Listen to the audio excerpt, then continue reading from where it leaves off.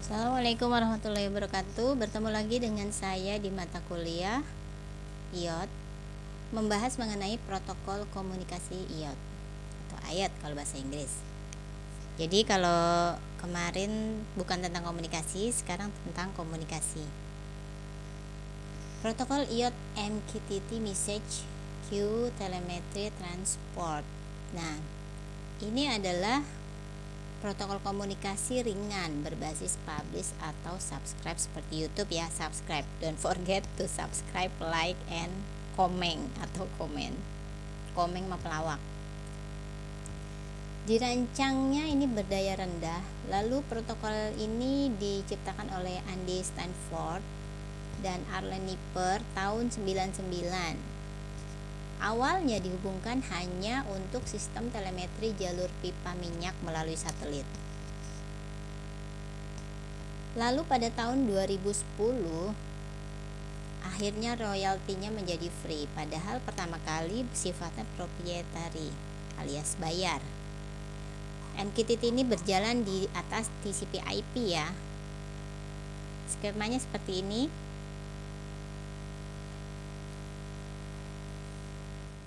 MTKK ini contohnya CoAP, Constraint Application Protocol. CoAP ini protokol layer aplikasi yang dikembangkan oleh IETF. Lalu juga singkatan dari CoAP ini Constraint Application Protocol. IETF ini selain mengembangkan CoAP, mereka juga mengembangkan tentang LTP atau Line Transport Protocol. Nah, ini bisa dilihat protokol dalam layer yang berbeda. Ada application layer, ada network layer, ada PHY MAC layer. Application layer ada banyak, ada HTTP, CoAP, LTP, dan sebagainya. Lalu network layer ada IPv6, ini yang sering digunakan ya di laptop-laptop. Lalu TCP, UDP, RPL, IPv4, dan sebagainya. Lalu MAC layer ada IEEE, lalu ada 2Wave, UWB, IRDA. Nah, ini contohnya kalau di dalam satu laptop atau satu komputer, aplikasinya CoAP, XML, atau satu server ini. Security ini DTLS, transport UDP, network IPv6, lalu PHY atau MAC IEEE 802.15.4. Ini contoh di dalam satu server ya. Protokol CoAP. Protokol CoAP. Nah, protokol CoAP ini karena banyak kelebihannya, makanya diharapkan jutaan perangkat dapat digunakan di berbagai domain aplikasi di masa depan ya.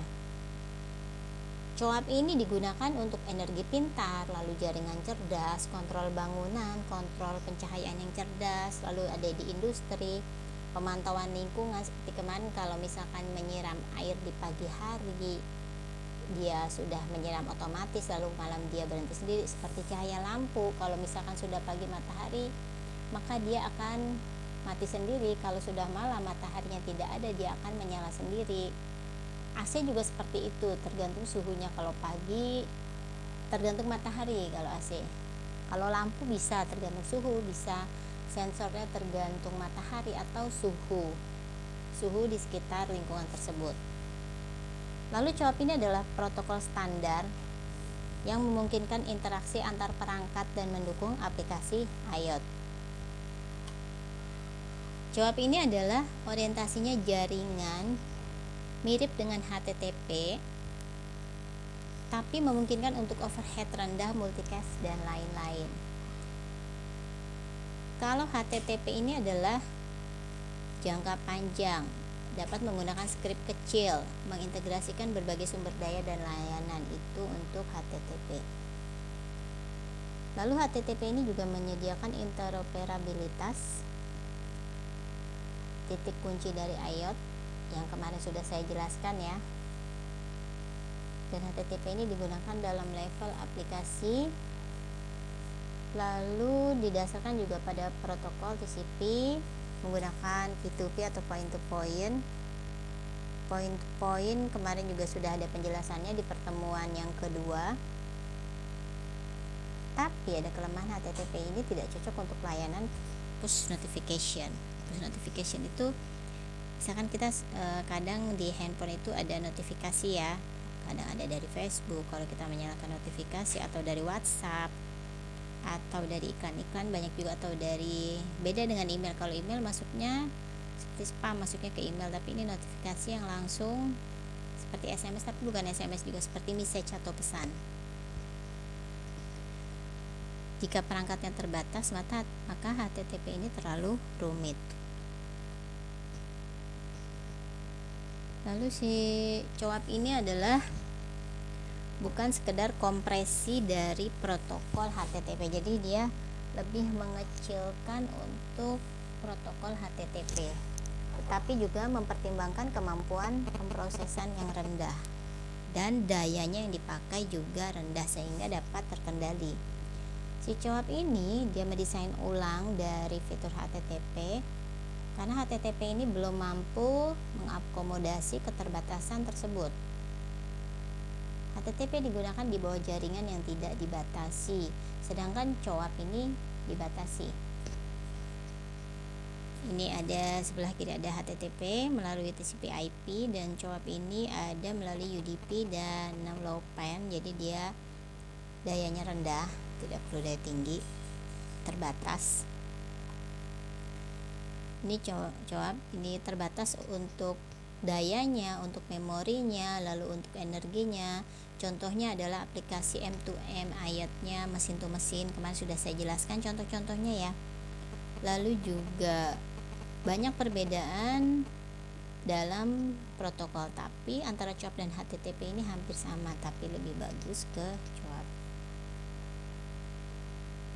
karena berbasis REST model. Jadi ada nanti di situ pengistirahatan ya, agar dayanya tidak terlalu banyak digunakan. Nah, ini yang digunakan di CoAP atau constraint tadi.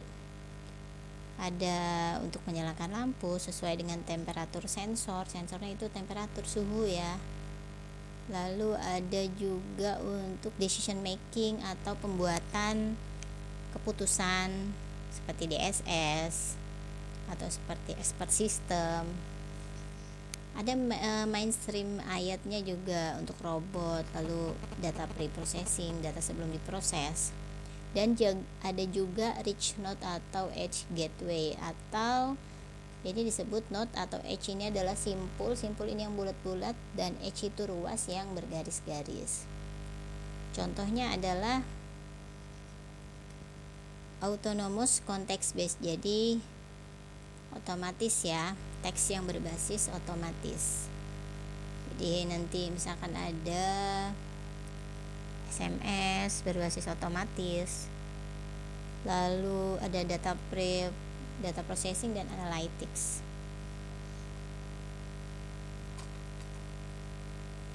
Yang kedua adalah protokol XMPP atau Extensible Messaging and Presence Protocol.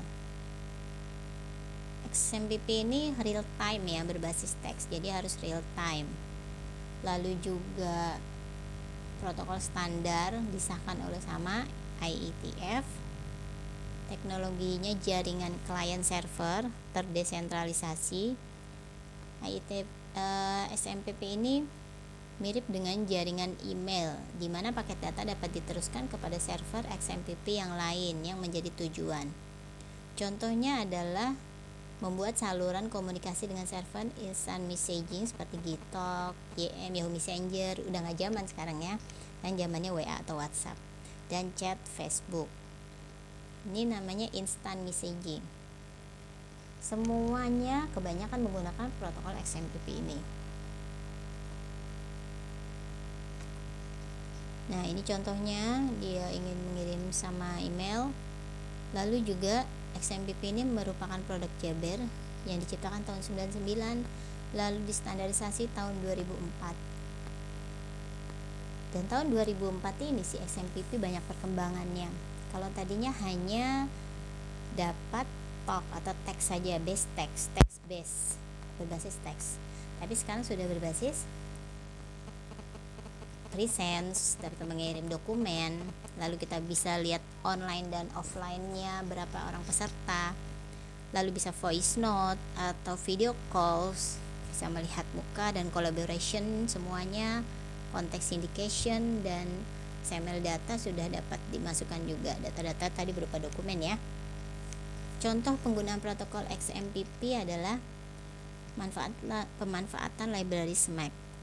Notifikasi pesan kepada penjual dalam aplikasi shopping berbasis mobile. Jadi kalau misalkan kita buka Shopee atau apa, nanti kadang ada notifikasi, misalkan kita buka sering melihat link baju, nanti ada notifikasi penawaran kira-kira baju yang banyak terlaris atau yang sering dibeli orang, itu akan ternotifikasi. Tapi sebelum toko tersebut atau online shopping tersebut mengirimkan notifikasi, biasanya ada persetujuan, setuju atau tidak dikirim notifikasi. Tapi bukan SMS ya, instant messaging seperti yang tiba-tiba nongol di handphone. Lalu hanya mentransmisi aliran data dalam format XML saja. Ada 3 jenis aliran, ada message, ada presence, dan ada info query atau dikenal dengan IQ. Yang pertama ini message atau pesan.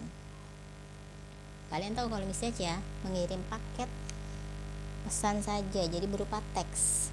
Fire dan forget itu adalah prinsipnya, ngirim dan lupakan, jadi tidak ada result atau jawaban dari sana.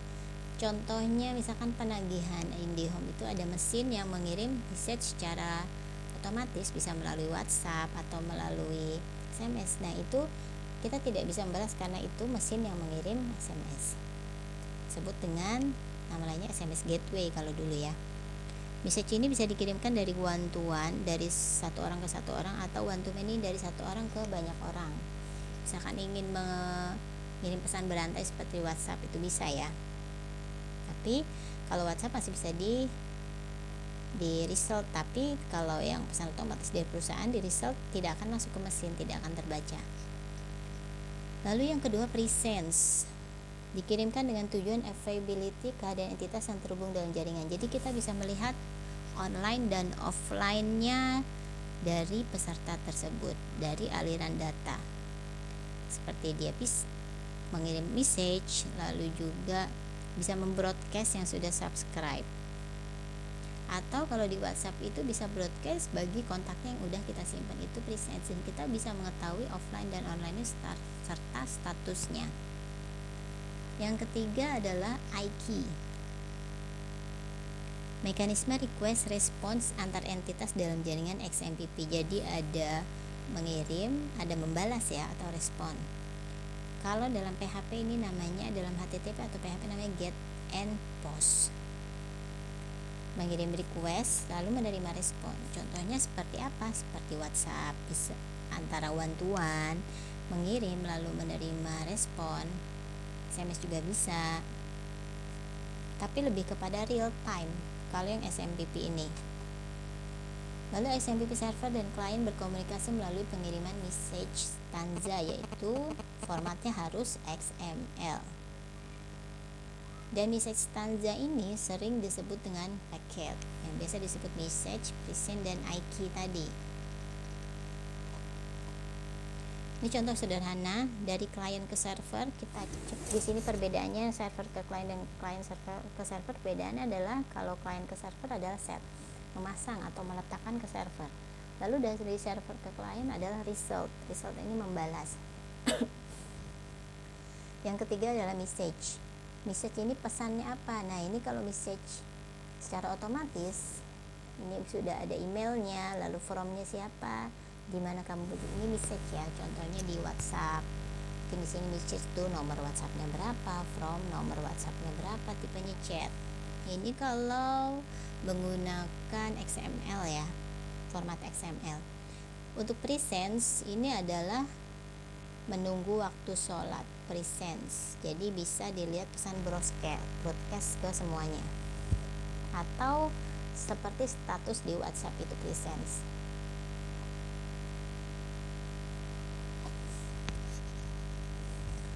Nah, ini tugasnya, tidak yang ini. Tadi saya simpulkan dahulu untuk perbedaan antara COAP dan XMPP, yaitu XMPP ini sama-sama digunakan. Tadi CoAP ini adalah si anaknya MQTT ya, termasuk MQTT, Message Queuing Telemetry Transport. Kalau si XMPP ini Extensible Messaging and Presence Protocol, sama-sama digunakan pada jaringan TCP, tapi XMPP dibuat lebih spesifik. Spesifik untuk apa? Untuk aplikasi tertentu. Tadi untuk e-talk, untuk yang chat-chat ya, untuk yang real time. Yang dalam hal ini sebagai protokol untuk aplikasi perpesanan instant messaging, itu yang penting, instant messaging XMPP, karena untuk instant message chat. Salah satunya ada Google Talk, ada tadi ya YM dan lain-lain, itu XMPP. Sedangkan yang MQTT, protokol ini bersifat lebih general atau bisa digunakan untuk banyak hal, lebih fokus pada efisiensi dan meminimalkan pertukaran data. Nah, MQTT ini lebih banyak digunakan pada aplikasi pengumpul data sensor, kebanyakan sensor ya. Kalau tadi XMPP adalah chat, aplikasi instant messaging. Chat bisa juga video call tadi. Kalau yang MQTT ini data sensor, pengingat, alert reminder, monitor kesehatan, dan perpesanan berbasis teks. Nah, sedangkan si CoAP ini tadi, MQTT dan CoAP ini kita lihat protokolnya ya. MQTT, oh ternyata CoAP dan MQTT itu mohon maaf tadi berbeda ya. Ini perbedaan antara ketiganya tadi MQTT sudah. Sedangkan CoAP ini adalah dibuat agar perangkat kecil dengan sumber daya terbatas. Jadi sumber daya walaupun terbatas bisa digunakan koneksinya secara luas. Yang membuatnya berbeda adalah pertukaran datanya bersifat tidak real time atau asinkron. Jadi kalau tadi XMPP real time, kalau CoAP ini tidak real time. Contohnya SMS pada telepon seluler. Tugasnya adalah latihannya. Tadi yang pertama sebutkan 3 perbedaan antara MQTT, CoAP, dan XMPP. Lalu yang kedua tugasnya jelaskan. Tadi tugas yang kedua ada, nah ini dia. Jelaskan apa yang dimaksud dengan presence, IK, dan message sesuai dengan penjelasan yang tadi saya sudah utarakan. Jadi jangan sesuai dengan tulisan di sini terlalu banyak. Kalau bisa hanya 1 kalimat aja, 1 penjelasan saya. Sekian penjelasan dari saya, semoga dapat bermanfaat. Mohon maaf jika ada kata-kata yang dapat menyinggung. Jangan lupa komen, like, dan subscribe.